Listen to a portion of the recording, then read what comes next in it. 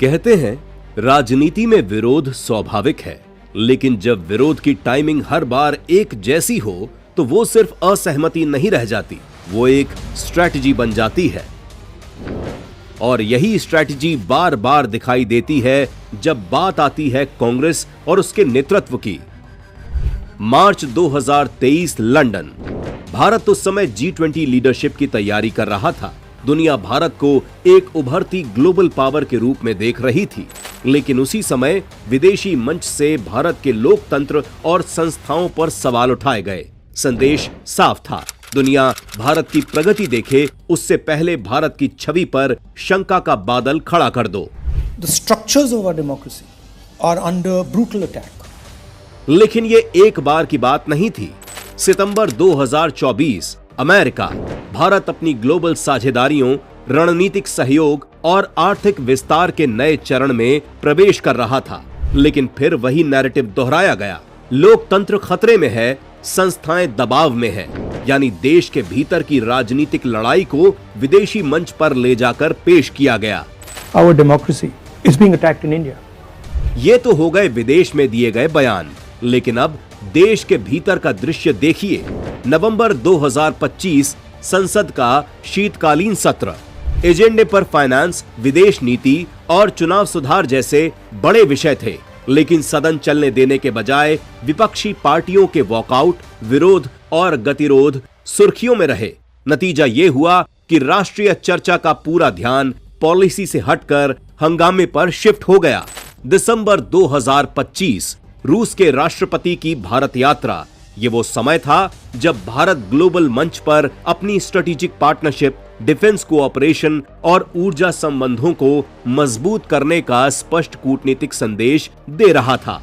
लेकिन तभी देश के भीतर राजनीतिक बहस का केंद्र इन समझौतों की अहमियत से हटाकर एक अलग विवाद पर शिफ्ट कर दिया गया। विपक्ष की तरफ से मुद्दा उठाया गया कि विदेश नीति से जुड़े आयोजनों में विपक्षी नेतृत्व को पर्याप्त महत्व नहीं दिया जा रहा है और सरकार कूटनीति को भी राजनीतिक रूप से कंट्रोल कर रही है।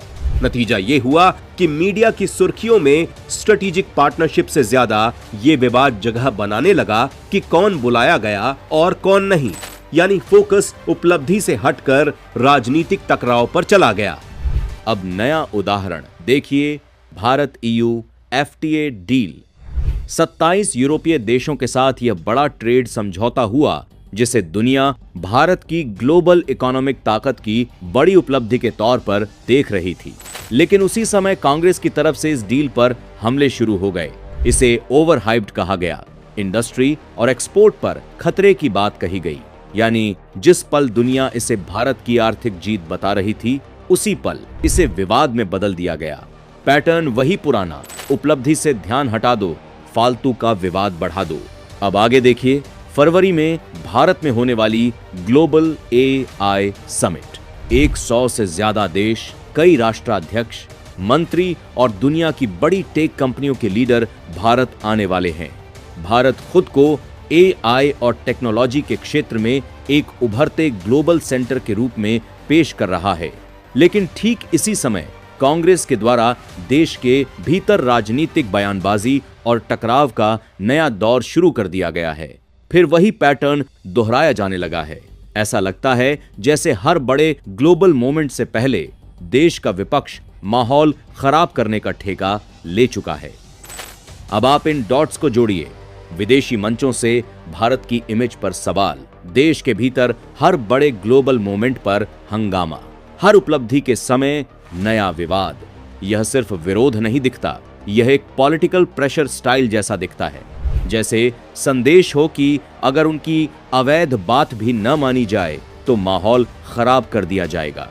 यह सिर्फ मुद्दों की बहस नहीं लगती, यह नैरेटिव कंट्रोल की लड़ाई है, ताकि जब देश ऊपर उठता दिखे उसी समय शक का साया खड़ा कर दिया जाए।